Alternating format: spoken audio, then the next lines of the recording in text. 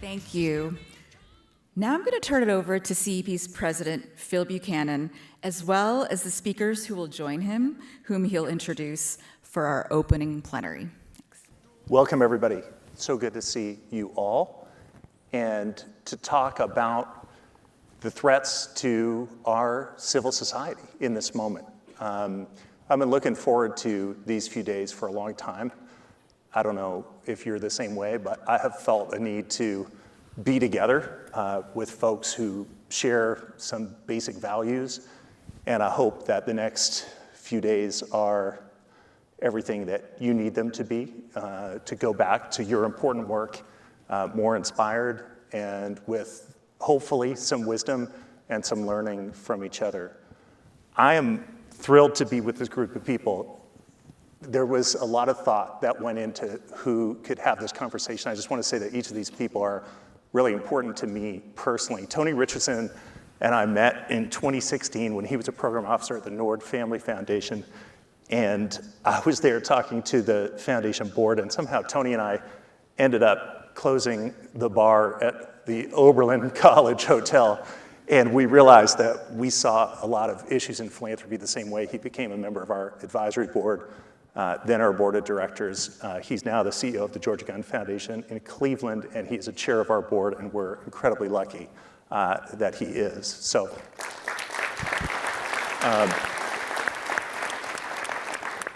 Marcus Walton is like my cousin. Why do I say that? Because we have the same middle name, Grantmakers for Effective Organizations, Center for Effective Philanthropy, and people are constantly confusing us.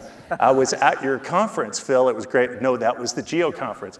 But actually, we don't do exactly the same stuff. We are much more complementary than anything else, and Marcus is an amazing leader and colleague. He is somebody who lives his values. When I first met Marcus, I was like, could someone seriously be this kind and thoughtful? But it's true, and he has just been a great colleague to CEP, as have his staff, and I admire the way he has spoken out and stayed true to who he is in this period. Ben Soskis is a historian affiliated with the Urban Institute and also Independent Sector. Currently, Ben is one of the most thoughtful writers and thinkers about philanthropy.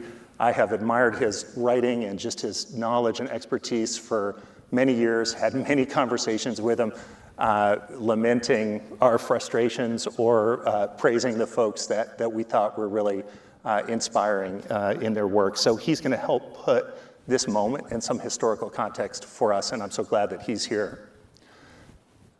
Diane Yantel, I don't know that well, but she's my hero. She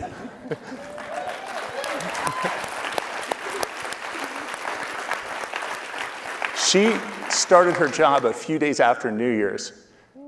And I'm sure she's heard people talk about this a million times when she's introduced at one of the umpteen conferences that she's a featured speaker at. And can you imagine? She had a team of 9 people and an administration that came after the nonprofit sector. And Diane has fought and won in collaboration with organizations like Democracy Forward for this sector. And she has been smart, strategic, outspoken, and honestly, in those early days, I was like, who is this person? And her courage and conviction, I think, gave a lot of others courage. And so I'm just so pleased that Diane is here. And I know that I don't know a person in the sector I've spoken to who's not grateful for the work that you've done.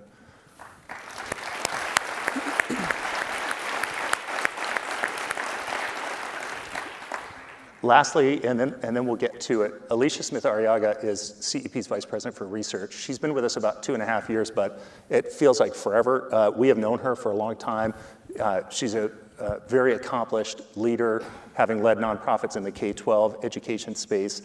And she's one of those rare people who is both a rigorous researcher and totally focused on the practical and the timely, how do we get this data in the hands of people to make a difference? She also is someone with values that show up in every interaction that she has with people. It's an honor to work with Alicia. And right now, I'm going to turn it to her because we're going to start this conference by doing what we like to do at CEP, which is to root our conversations and data about what's actually happening. I will warn you, this is not uplifting stuff, but it is the reality, and it is from that reality that we can talk about how we find credible hope to move forward. So Alicia, if you could take the stage, I'd be grateful. Thanks.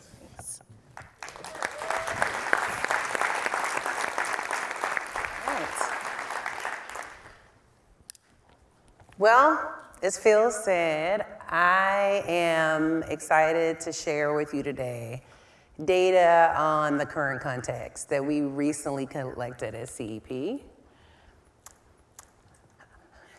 So, also as Phil noted, what we'll talk about today, there is a lot of reason for concern, but also there is hope and creativity happening too. So let's get into the data. But before we do, I just wanted to take a minute to thank our funders of this work, the Houston Endowment, the Hilton Foundation, and then the nonprofit Voice Project, which is supported by the Rita Allen Foundation and also the McKnight Foundation. And then this work couldn't have been possible without this amazing advisory team of both foundations and nonprofits who advised us on surveys along the way, analysis, writing up the results. So just huge thank you to them. Can we please give them a hand?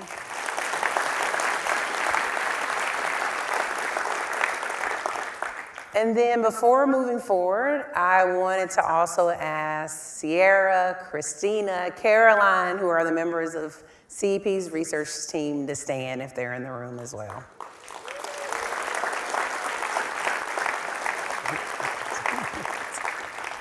And Ellie Boutel. So all this data that we're about to dig into was collected by this small but mighty team, and so it wouldn't have been possible without them. So I'm sure everyone's seen the headlines. We've talked a lot about it already in the few minutes we've been together. From the attacks on the Open Society Foundation to the attacks generally on the sector, we know that we're in a moment where there are repeated, every day, something new coming up aimed at nonprofits. And CEP, as Phil noted, our central way that we do our work is by using data. And so what we've really tried to do, especially the last 12 months, is to really track at pivotal moments what's happening for both foundations and for nonprofits. And then we've really tried to center ourselves in turning that data around quickly. So some of you may wonder what I mean when I say quickly. So for instance, the report that's listed here in March, we closed that survey in February, and 10 days later, we published that report.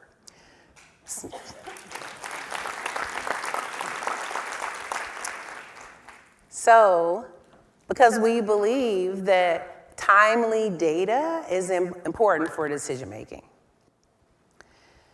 Now, the data that I'm going to share with you today, in that same spirit, we closed this survey September 23rd, so this data is only a little over a month old, so to speak. And we surveyed both foundations and nonprofits. I think it's important to note that the nonprofits we surveyed are representative only of nonprofits that receive foundation funding. And then the data from foundations is representative of foundations that do over $5 million in grant making here in the US. And I named this piece here because one of the things that we really pride ourselves on at CEP is trying to be really rigorous about the representativeness of our data.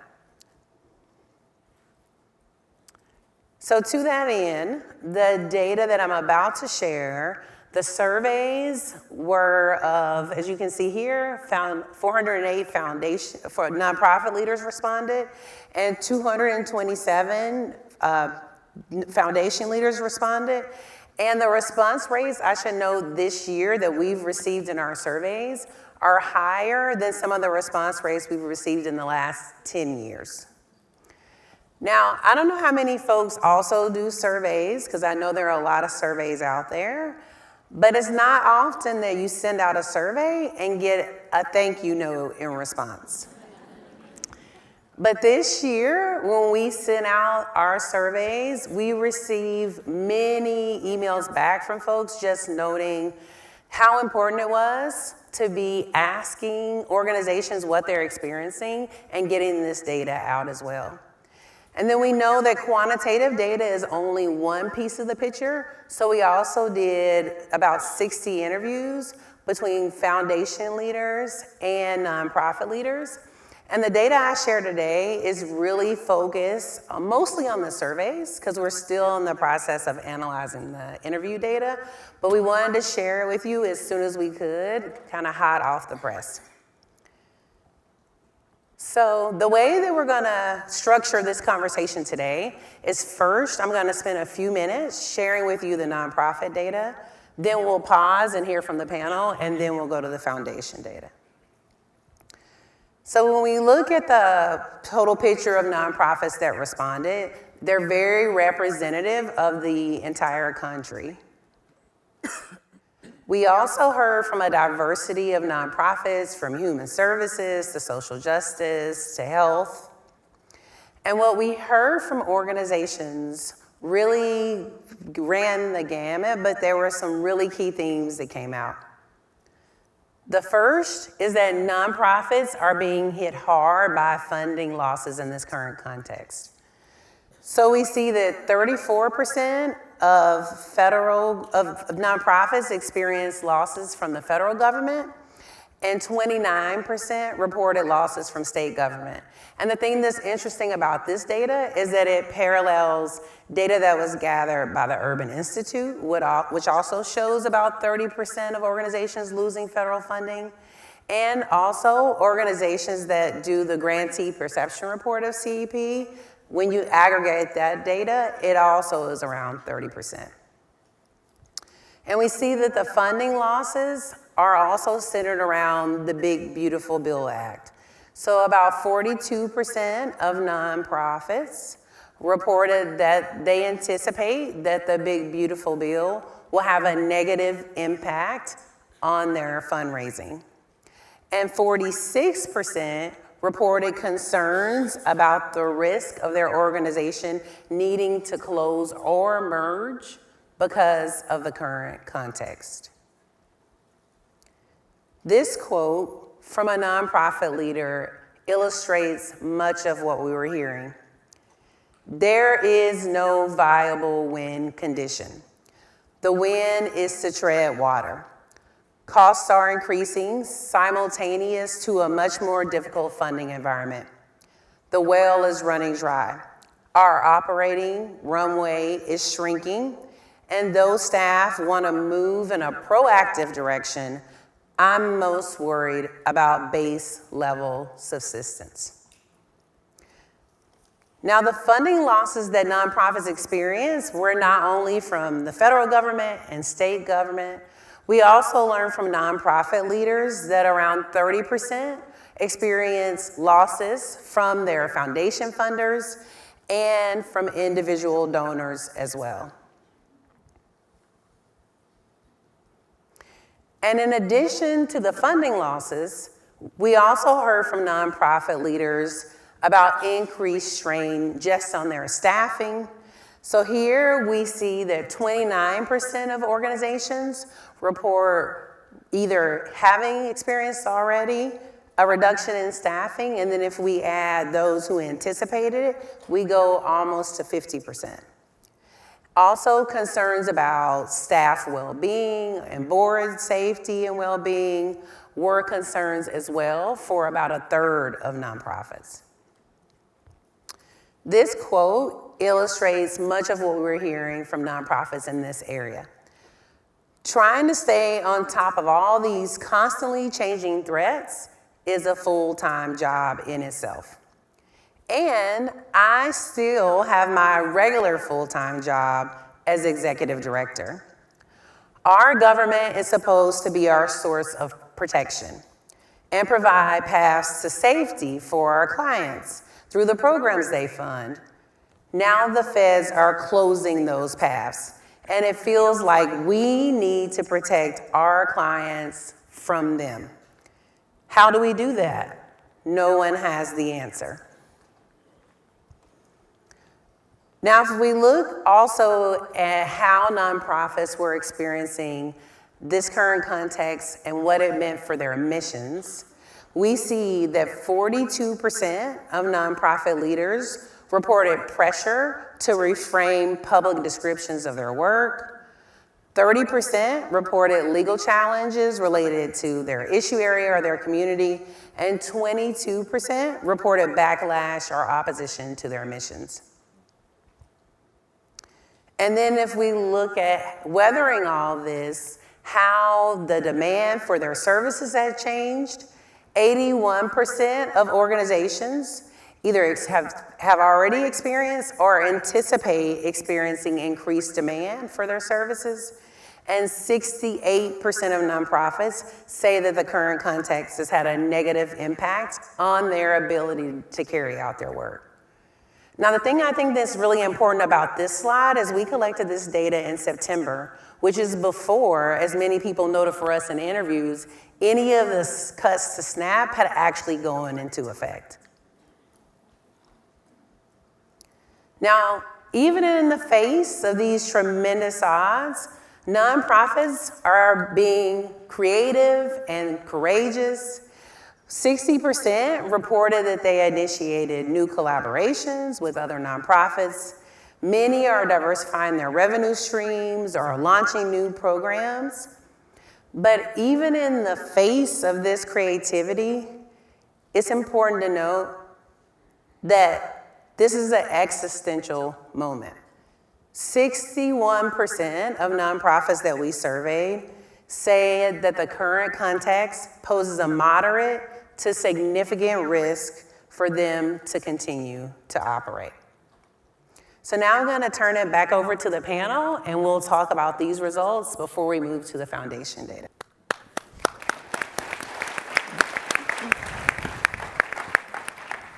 Thank you so much, Alicia.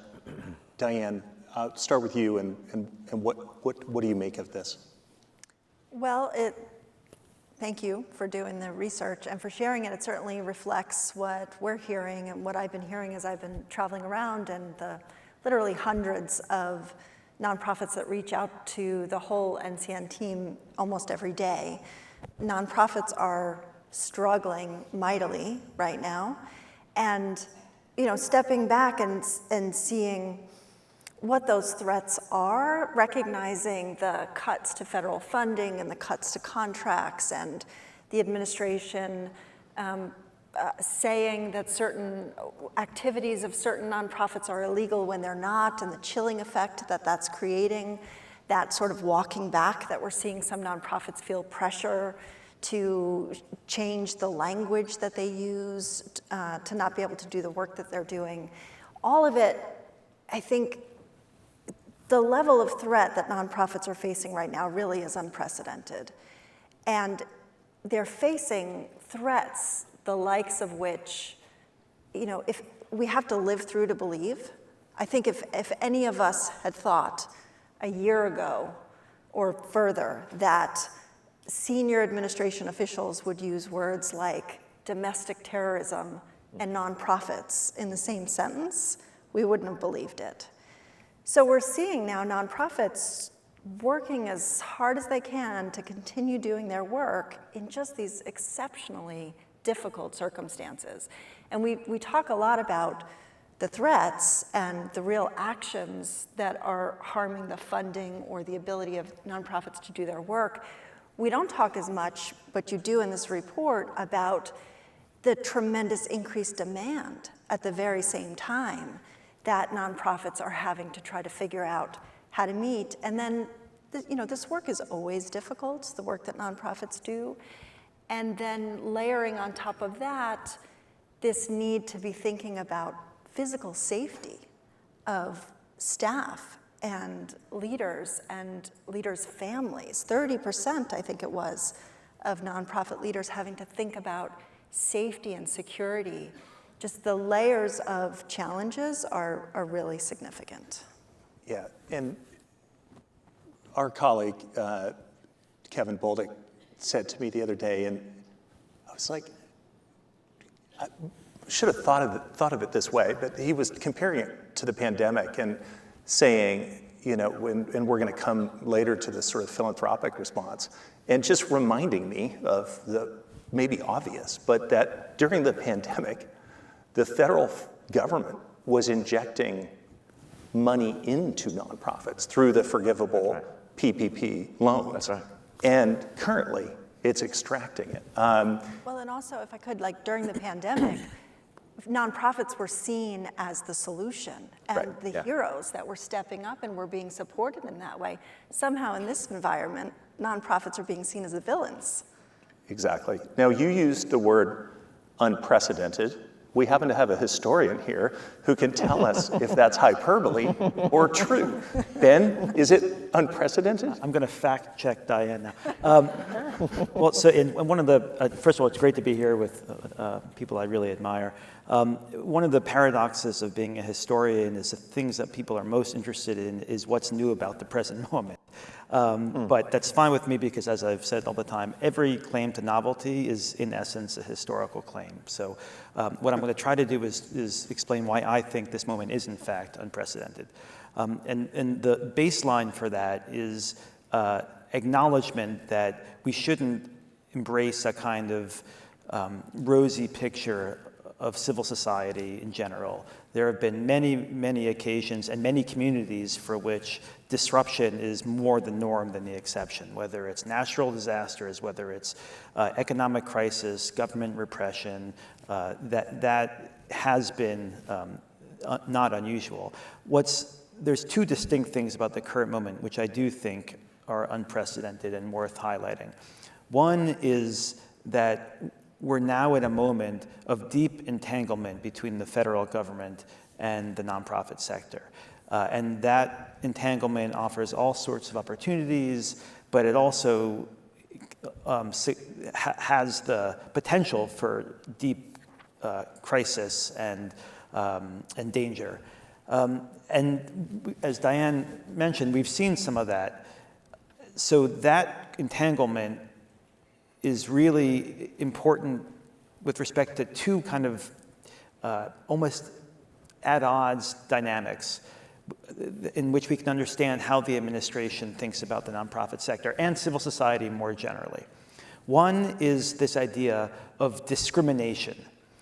This is not necessarily new in the history of nonprofits and government. There is a long tradition of government targeting certain ideologically disfavored groups, stretching back at least to the Kennedy administration and the Wilson administration. But that has almost always happened behind closed doors, and it has not been normalized. And it's been something that, by definition, had to happen behind closed doors because there was a deep tradition within the bureaucracy of rejecting that, of insisting on viewpoint neutral stances. Mm-hmm. What we see now is a overt normalization of targeting ideological opponents, and that really is distinct. So you have discrimination as one dynamic. On the other hand, you have an indiscriminate attack on the nonprofit sector. That is, attacks on the sector not in terms of certain disfavored groups, but as a category, an entire category of work. And that itself, at least in the US context, is relatively new. It's not, I should say, a novel in a global context. In many countries, many authoritarian countries, that's a deeply familiar dynamic. Mm-hmm. But in the US, there's been a general sense that the nonprofit sector and charitable work more generally was a kind of treasured American patrimony, something that we could disagree on different things, but there was a lack of indiscriminate attacks on the sector. And we're not seeing that now. I think the best illustration of this is the way in which the administration has sometimes used the term NGO for the nonprofit sector. Now, I love NGOs, nothing wrong with NGOs, But the NGO is not a term of art that has usually been applied to the entire nonprofit sector. And I think it's a very deliberate rhetorical move, because generally speaking, an NGO is a foreign organization working in a place that it doesn't have a kind of native attachment to. And so it's a deep critique of nonprofits as fundamentally suspect, fundamentally foreign to some deep-seated American value. And that is unprecedented. And it's, as you said, and I think it's so important that you said this, just in stark contrast to rhetoric of most of our lifetimes, right? So 1988, George Bush, Republican National Convention speech, community organizations is what he said are a brilliant diversity spread like stars, like 1,000 points of light in a broad and peaceful sky. That was the Republican presidential nominee. So sectors under attack, nonprofits are reeling.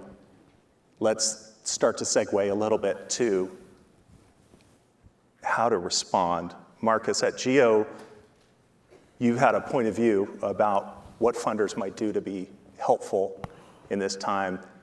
Can you tell us a little bit about that and how you see it? Yeah, I can, and you did say this wouldn't be uplifting. You didn't lie about that. We'll get there. I know. Yeah. Well, you know how I am, and I'm going to offer something that maybe starts to introduce the opportunity in these moments. Great. Right?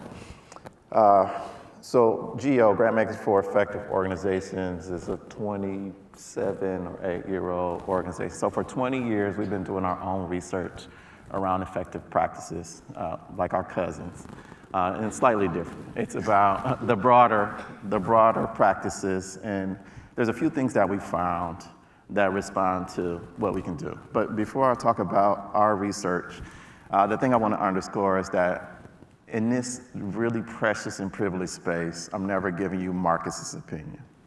I'm bringing what the GEO community teaches us. And in this specific case, I'm sharing what our colleagues at NCFP and the Trust-Based Philanthropy Program in partnership have learned and promote for our collective consideration. So one is, as many of you are probably aware now, a major response to what we've heard so far is to give more money, right? More resources in the hands, financial resources in the hands of nonprofits. It's really interesting to me, you talk about our history, that we have to underscore financial investments because we have collectively and maybe even successfully made distinctions around the different levels of power that we hold as grant makers. So we know that it's not just the purse, but it's our influence and our ability to make connections, to introduce people to each other for shared ends, vision, values, principled ends. And so we're doing that well, but the call for financial resources has reached a level that is just extreme, to say the least. What our colleagues at NCFP and Trust-Based Philanthropy would say is like, absolutely, we want to increase the flexible nature of our giving, right? So we want general operating support as opposed to that program restricted support. Raise your hand if you've heard that one before. The good thing is like, yes, so flexible, reliable funding is a way to say that. And the reliable part is to look at those structures, like how do we plan out our grant making schedules, right? So is it a 2-year grant? Is it a 7-year grant? I see some of you out there, 10-year grants. But we have an opportunity to meet these types of moments with a more creative expression of flexibility through our grant making. So one of my favorites, and I've heard from our colleagues at United in Advance, several of you out there, also, and Megan mentioned this group of colleagues who are national organizations representing every geography on the map, really working together around strategy. Like you talk about unprecedented, I wonder how precedented this is. This is why I'm hopeful in the face of such extreme behavior. I also like to make a distinction. What we're seeing in this kind of anti-freedom practice and threat, I think it does a disservice to refer to that as a Republican ploy. That's an extremist, alt-right. I mean, we are finding ourselves in a situation that requires language to match what we're experiencing. Yep. The last thing I'll say is that there are groups, so we talked about the flexible, reliable funding, but there's also what data has shown to be tried and true through cycles and cycles of change, which is why we take a structural racism analysis of the research, because cycles of change are predictable. We don't always know when they happen, but we are guaranteed that they will. All right, and Ben and I were talking about how they seem to be closer and closer now. So you used to have a 20-year arc, and then you kind of get back, you start to see after a few years the resistance to a new idea, but now it's 10 years, 5 years, 3 years, like many people are defining generations.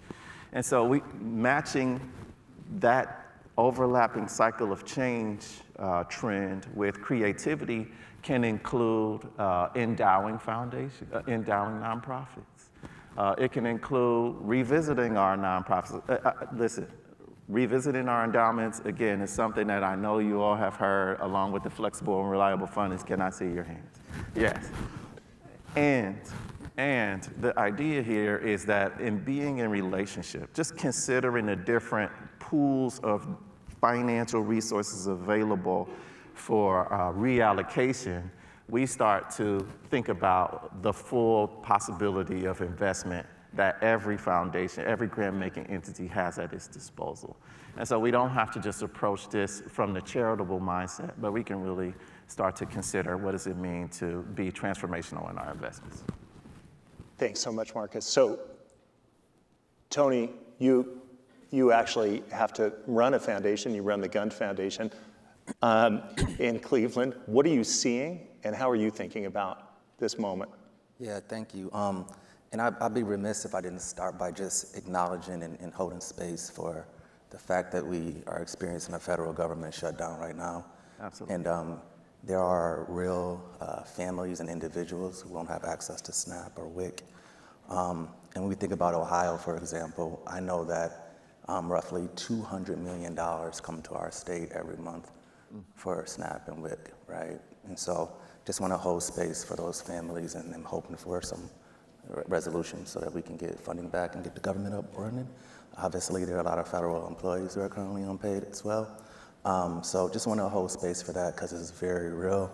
And sort of bringing it back to the Ohio context, I just want to set the context. So in 2008, 2012, Barack Obama wins Ohio, carries the state both terms.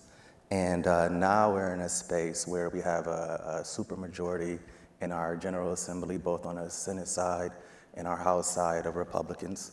There was just a ban this year on DEI reference or courses at the state colleges and universities.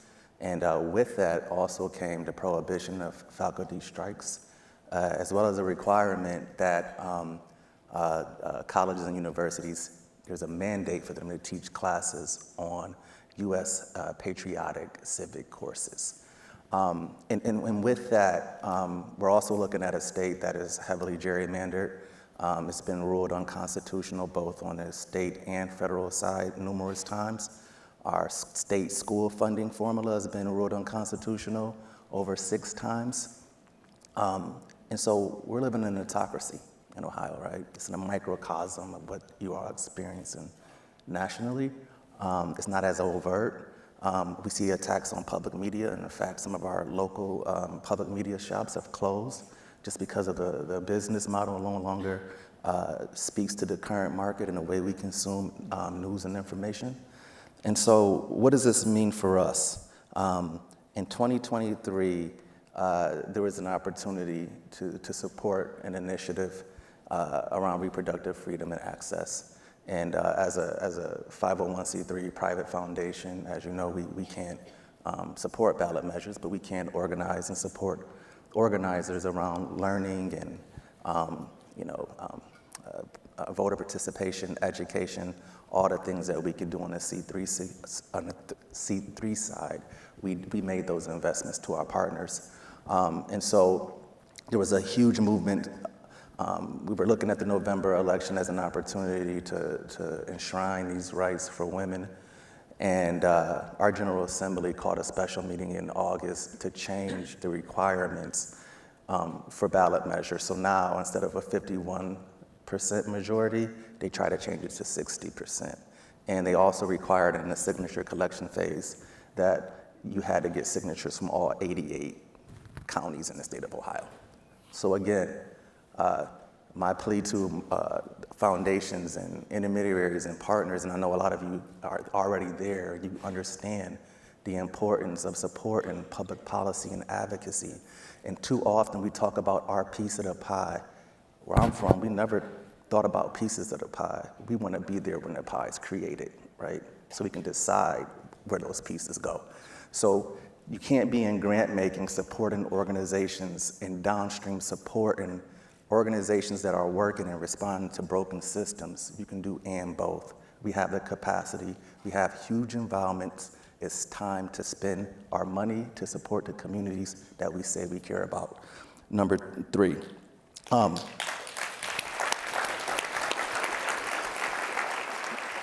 And to that point, I love my trustees. They're so thoughtful and generous, and they agreed to increase our payout, and we are increase those funds to focus on public policy advocacy, legal defense, cybersecurity, coalition coordination, democracy building, physical safety, security, crisis comms, and basic needs, right? So you can apply outside of your general cycle for funds in those particular buckets.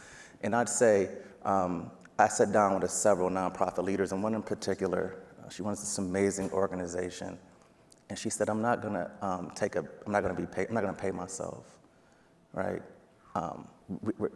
Funders are telling us, we're too progressive, we care too much about women, we care too much about people of color, and that we're losing funds. And I'm worried about our safety, I'm worried about our shop, and she just started crying. And that represented for me how hard it is for people on the front line. And so if I can't go into my trustees and advocate for this organization and organizations like hers, I shouldn't be in this seat, right? There we go. I shouldn't be in this seat. And we convened a group of maybe over 300 organizations very early on. This was after the big ugly bill was passed, big brutal bill. And we heard from our partners, and we created those buckets and lines of grant makings based upon what we heard from people in the city of Cleveland and greater Cleveland. So with that, it's a lot. Thank you. Yes, Thank you, Tony. Thank you so much. All right, let's go. Before we turn back to Alicia, Diane, Tony started by referencing the shutdown, and we've all been reading about the potential for 40+ million people in this country not to be able to access the food that they need. Can you tell us a little bit about the late breaking news in terms of your own involvement at NCN in trying to get those folks the support that they need? Yeah, and if I could also to build on the opportunity of this moment is recognizing that litigation is a powerful tool, and and one that I think the sector hasn't really used much before, if at all, and it's a muscle that we're building and we're finding is very powerful in protecting the sector and even more importantly, the people in the communities that we serve. So you mentioned early on that NCN filed a lawsuit in January. That was 1 week after the inauguration. It was 2 weeks after I started at NCN. And in NCN's 35-year history, we've never filed litigation before, much less as the lead plaintiff against a sitting administration. But we filed that first lawsuit against the total funding freeze that OMB attempted, and we won. And we got a preliminary injunction. And And that remains in place today to prevent the administration from taking that kind of action again. And a couple months later, we filed another lawsuit to prevent big funding pools from being frozen for infrastructure and climate work. And we won again, and we got another national preliminary injunction. And then last week, we filed a lawsuit. It was always illegal for the administration to prevent SNAP benefits from going out, even during a shutdown. SNAP is an entitlement, and it's complicated, but its funding streams are separate from annual appropriations. So it was never lawful for them to stop basic food security from going out to families and seniors that need it. So we filed a lawsuit, and we won, and we got a temporary restraining order. And that one was very quick. You know, we filed it on, I think it was Thursday, and then Friday the judge ruled, put in place a temporary restraining order requiring the administration to continue funding SNAP. So many of us thought that the administration may appeal, but they very quickly said that they intend to comply. And today at noon, they filed with the court how they intend to comply. So we're halfway there. What they've said now is that they'll use a contingency fund, which they are required by law to use, to fund partial benefits for SNAP beneficiaries. And it may take them weeks to get that funding out because they're doing it in the most complicated, partial way possible. So our attorneys at Democracy Forward are looking at the level of compliance and what more we need, and will likely be going back to the court to ask that they use the discretionary funds that they also have available to them to make sure that all the SNAP benefits go out this month. Thank you. Thank you for that update. So important. Can I say something about that? I'm so glad you shared that, Diane, and congratulations on all your progress there. One of the things I find interesting, and Tony, you set the context so well. I appreciate that you did that, especially as a native Clevelander. This research that I mentioned, so our complementary research that we do every other year or so, and have done for at least a decade. From 2017 to now, what we found is that capacity building investments have actually decreased, right? Year over year. So while conditions have worsened, capacity building investments have decreased. Legal support for nonprofits is a capacity building investment. So these tensions are something I want to make sure we grapple with together here, appreciating that grappling is fine, right? Being at a stalemate and going to our separate corners and not being in relationship is not a luxury that we have. It certainly doesn't serve the collective groups that we are here to support. And so each of these examples, funding advocacy, frontline workers, this is a different way for someone who, in the seat of the institutions we serve, which can be very privileged, and that's without assessment or judgment. It's just an acknowledgement. It's a state of a relative way of being and situating ourselves in the world and in proximity to some of these challenges. The moment is demanding something more of us now, and these examples are bringing forward the real significance of that. And that's a perfect segue. Hold the thought that I saw that you have, Tony. Alicia's going to tell us about how foundations are responding. Okay. Right. So, in addition to the conversations we have with nonprofits, we also surveyed foundations, and we had a pretty representative group of organizations that responded. And the foundations that responded were primarily private foundations, but community foundations and other types of foundations are also represented.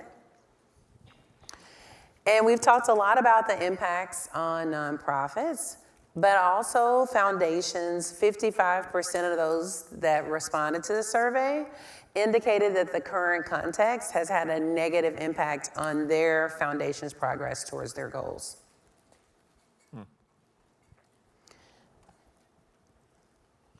And this next data point is about the increased demand on foundations for support.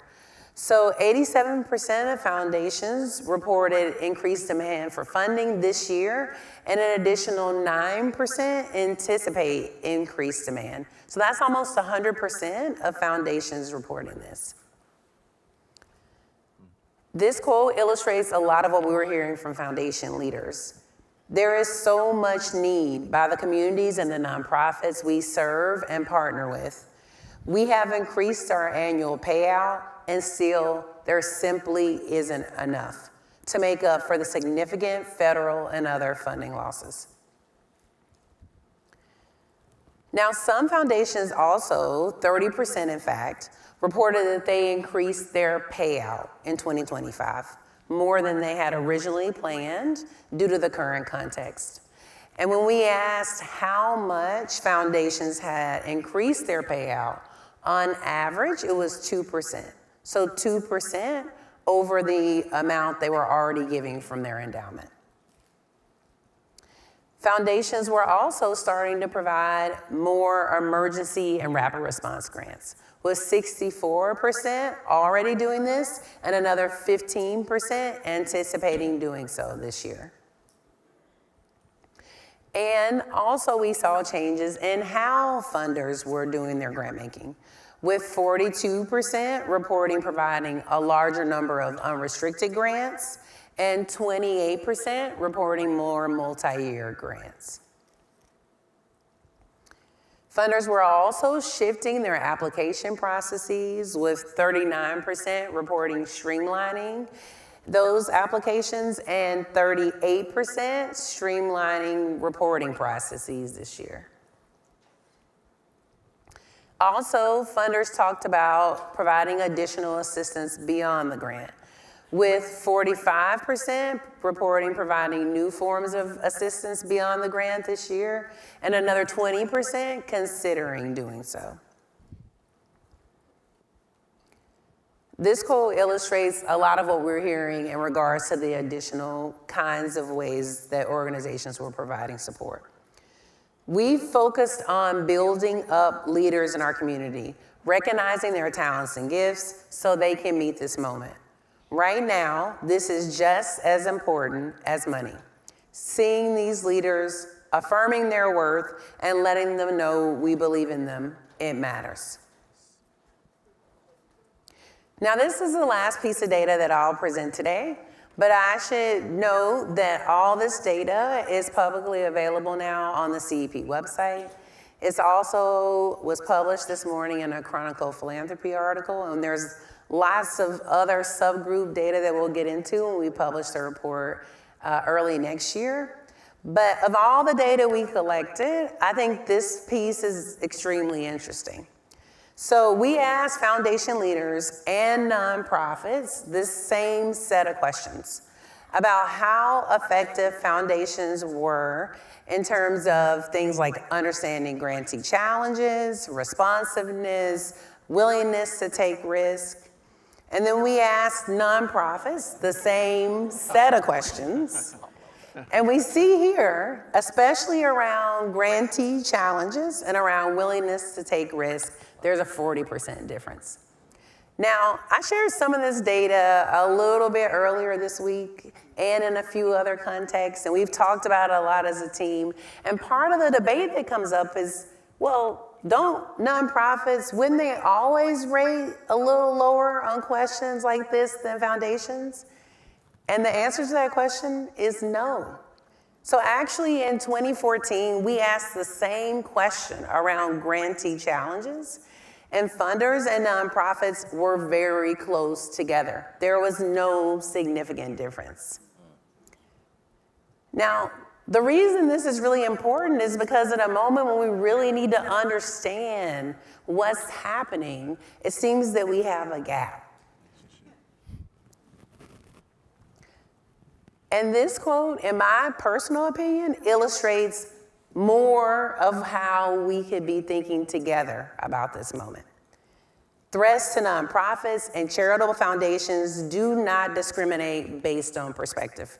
We cannot afford to act in isolation.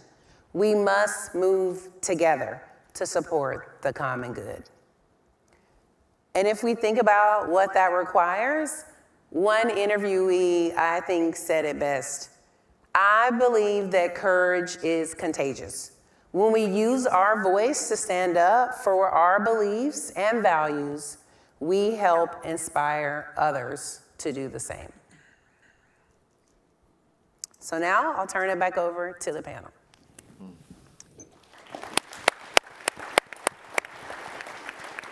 And on this payout question, Alicia, thank you so much.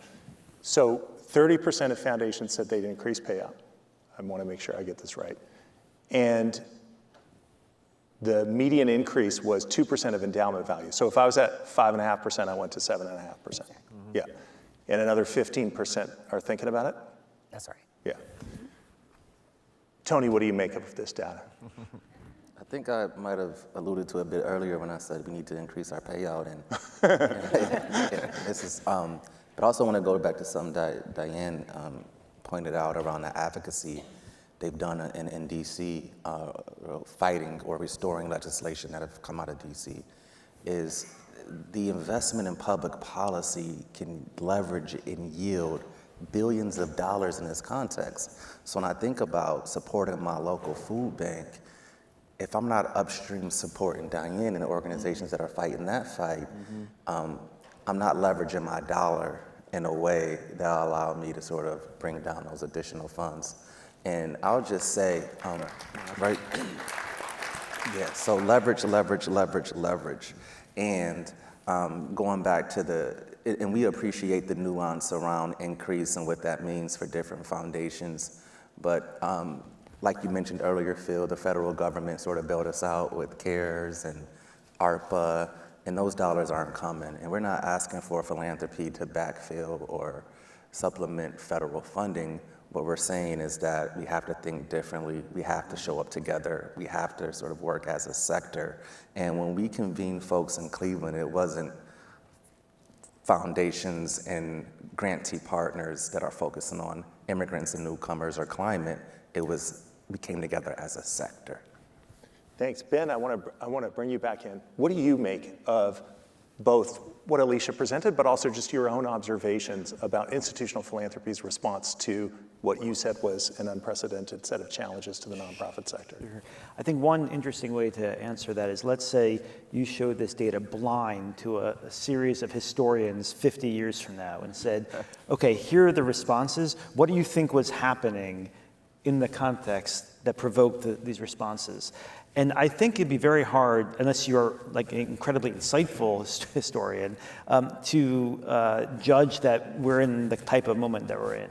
I think what this data suggests is almost a grudging, slow realization that these times are unprecedented. So you can see the kind of unleashing of potential reforms, some norms shifting, but it's not commensurate with the actual moment. That doesn't mean that there's not some really interesting dynamics, but there does seem to be a kind of disjuncture between the response, which is happening, but not to the scale that it needs to happen. Just one other dynamic, which I think Phil and I have kind of complained about, which I would love to hear what folks think. Which you're now going to make public. Yeah, exactly. Until now. So the response that I've noted again and again from foundations is the sense that we can't fill in the gaps. That the need is so enormous, and government has the resources, and we can't fill the gaps. And I think as an empirical statement, that's generally true. But I really have issues with it as a rhetorical statement. Me too. And what I'm Thank you. What I mean by that is, what does the public hear when they hear that? They hear that the issues that philanthropy is supporting are not priorities, are not important enough. So I don't want to claim that that philanthropy does have the resources, but what I think is important is a kind of reorientation in the public posture that philanthropy makes that tries to seed in the public a recognition that the things that you guys support are urgent needs. So the issue is that not that you don't have the resource, you probably don't have the resources, but you're going to push yourself as far as possible to meet those needs. And that's the rhetorical move that I think would be commensurate to the moment. I appreciate that. I think my staff is going to resign en masse if they hear me quote Lincoln one more time saying the dogmas of the quiet past are inadequate to the stormy present. But it is a highly relevant quote in this time. And Diane, I want to bring you in because like one of the things we haven't really talked about yet is use of voice. And you've used your voice to call on people to use their voice. I've heard from foundation leaders, different reactions to that, including, well, that's not how we roll. We don't do that sort of thing, or we stay in the background. Can you talk about your perspective on that and maybe also what you think of the Unite in Advance effort that's been referenced? So I think one of the things that we haven't named yet in this conversation is fear. And the fear that charitable nonprofit organizations feel, and that foundations do too, that with all of these threats coming, and with an administration that has proven itself to be vindictive and to hold grudges and go after people or entities that it considers enemies, people are afraid to stand out. And I think historians will tell us that globally, standing out is actually essential in fighting attacks on civil society successfully. But the foundations, what we saw, some of the questions asked around, of course funding is important from foundations, and of course supporting the nonprofits that you support and the communities that they serve is essential. And we saw, I think it was about 30% of charitable nonprofits actually losing funding from foundations in this moment. Not only is it not increasing to meet the moment, but it's decreasing because some foundations are stepping away at the very moment when these organizations and the communities need the support the most. And some of that may have to do with funding decisions and overwhelming need. Some of it has to do with fear and not wanting to stand out, not wanting to maybe fund some of the frontline organizations working on issues that are especially being targeted. And United in Advance is a wonderful example of what's required of all of us, right? To defend the sector as a sector so that we can emerge from this moment strengthened. And there have been a number of major foundation leaders who have really been stepping up into the spotlight to speak out about the threats, including those leading the United in Advance effort. And that sign-on letter that they circulated early this year, maybe in February or March, got 700 foundations to sign on and say, we are going to defend the sector as a sector. If they come for one of us, they come for all of us, which is really powerful. Then just a month or two ago, they did come for one of us, very explicitly, Open Society Foundations, and a similar letter was circulated, and 200 foundations signed that letter. And good for the 200 foundations that did, but I think about the 500 that didn't, that just a few months ago said, we are going to be united in our defense of the entire sector. And then when they got specific, 500 chose not to, maybe it's fewer, maybe it's not exactly, but most didn't sign. And and it's the same thing with the charitable nonprofits too. We had letters that we circulated early on where we had thousands of nonprofits sign on, and more recently, far, far fewer. The smaller nonprofits, the ones who receive federal funding or are working on the front lines of these issues, they have good reason to be afraid. They have the most to lose. Foundations have incredible power and privilege. And if ever there was a moment to use that power and privilege beyond funding to speak out about all that's not normal in this moment, to protect the nonprofits that are on the front lines, it's now. Thank you, Diane. Any response to that or thoughts that brings up? Sure. I mean, when it's said that plainly, there's not much to offer. I will say, and I know time is short, we have a foundation president representing here. There was a statement earlier that talked about the need to think differently, be courageous, and work together, right? And we get lists of steps we should take, strategies we should employ, frameworks that we should follow. Is this the experience, of folks in the space? And over again, these overlapping cycles prove that we start off with 700 and end up with somewhere in the 200 range of folks that have really implemented, followed through on these moments of energy and promise. And so what's happening?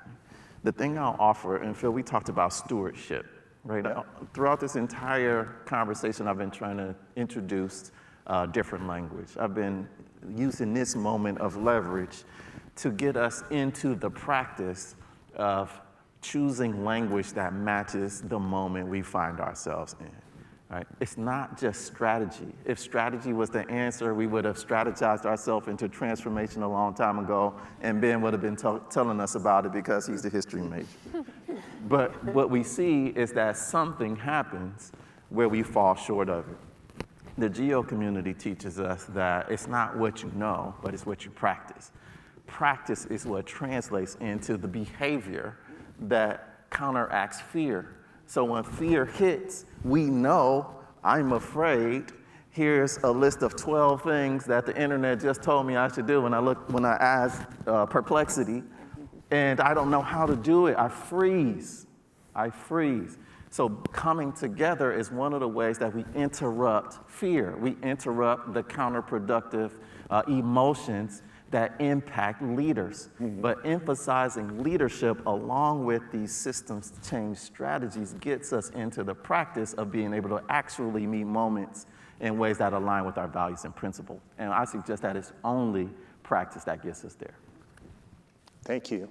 I keep thinking of Maya Angelou said, courage is the most important of all the virtues, because without courage, we can't practice any other virtue consistently. And I wonder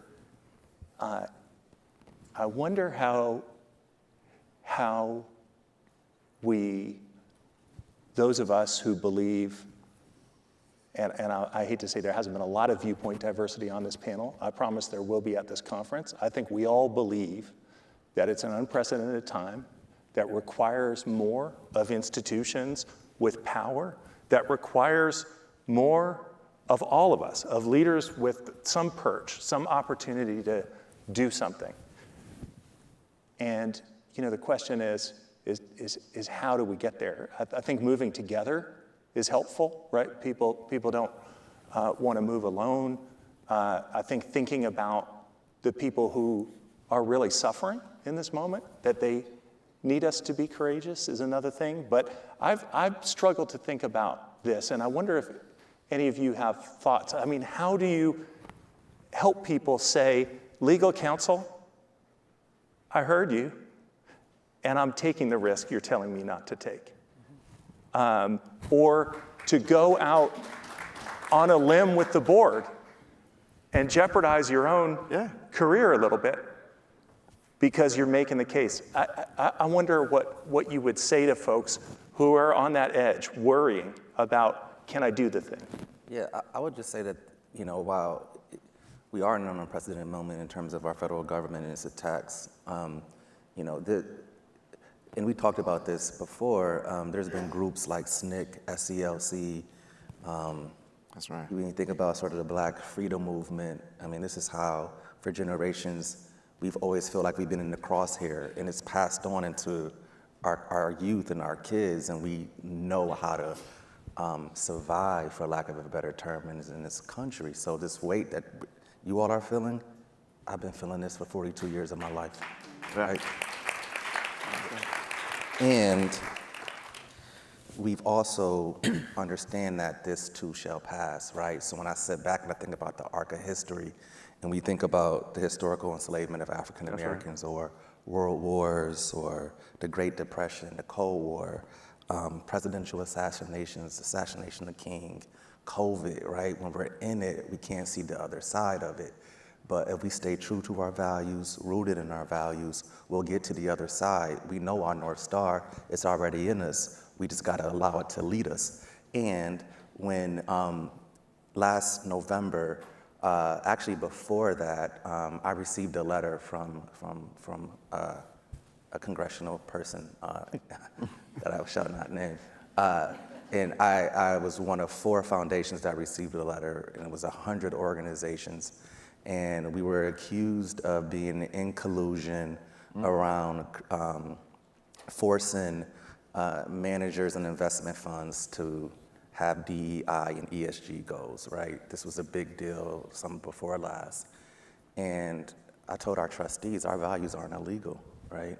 And this particular judiciary committee doesn't have an enforcement mechanism, but if we retreat, then we're capitulating. That's right. And so that started to prime the pump for what was coming this year. And after the election was won in November, because I do believe in elections, right? I told our board, our values are not illegal. And that's sort of been our moniker this year. We're gonna continue to lead with our values. Now, when a court rules that our values or something that we're doing is illegal, there'll be an opportunity to course correct. We'll take that opportunity. We will course correct because we will always comply with the law. But right now, there is no legal precedent or jurisdiction in this country that has said supporting newcomers and immigrants, people of color, women, doing all the things we've been doing, no one has said that is illegal. And until that day comes, we're gonna continue to work with the foundation. That's right. Thank you. Thank you.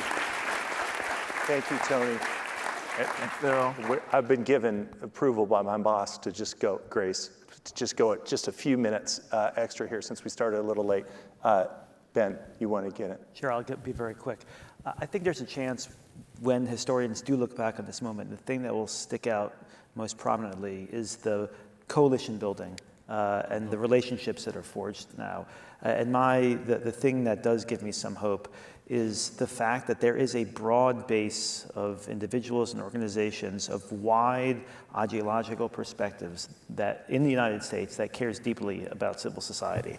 And I think the charge now is to build those relationships and to build those networks. And I think everyone on the stage is doing important work there. But that to me, if there is some element of the crisis that actually has enduring historic value, it'll be that.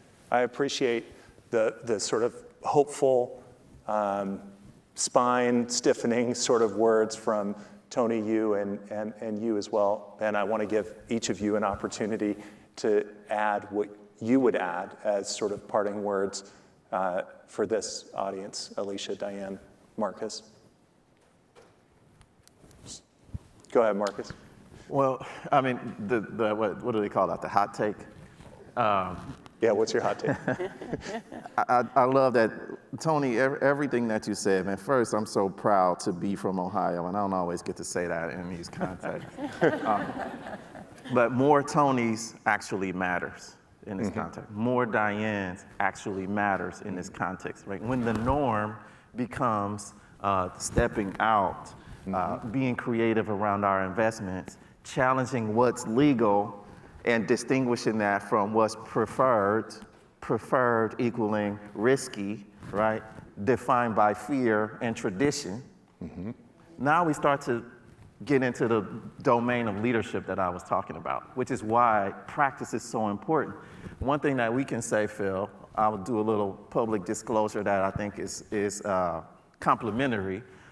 When we are behind the scenes talking about our organizations, exchanging strategies, supporting each other through troubleshooting, one of the things that you always do is hold me up to the standard that I've set for myself. You remind me like, hey, Marcus, I remember you said blah, blah, blah, blah, blah. there's a way in which, because you do that, I'm saying to myself, like, oh man, now I have to really dig down deep, right? I.e. be vulnerable and live into the aspirations. I have to see the possibilities along with the work, in addition to mastering all of the technicalities and the barriers that would prevent me from living out that aspiration. And so that is what you do, Tony. That's what you do, Diane, for so many people. When I'm on confidential conversations with the numerous foundation leaders in the GL community, we're having these conversations. We're talking about these things.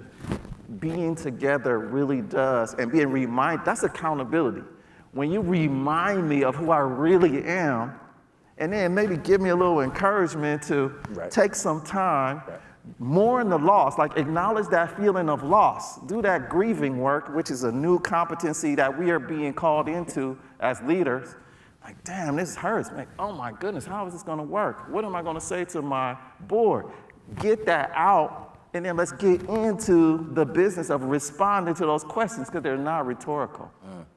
Right? This is what I've experienced every day, literally every day for the last 2 or 3 months. Certainly over the past several cycles of change that started with the pandemic and the heightened call for racial equity in the most intersectional manner possible. Right? Some of this is an own goal. For those of you who don't know soccer, I got a sports announcer. We are shooting ourselves in the foot when we exclude any human being, any group that feels ostracized, from how we define the most effective philanthropy, which is that interrupts inequities. Yeah. All populations deserve that treatment, that prioritization.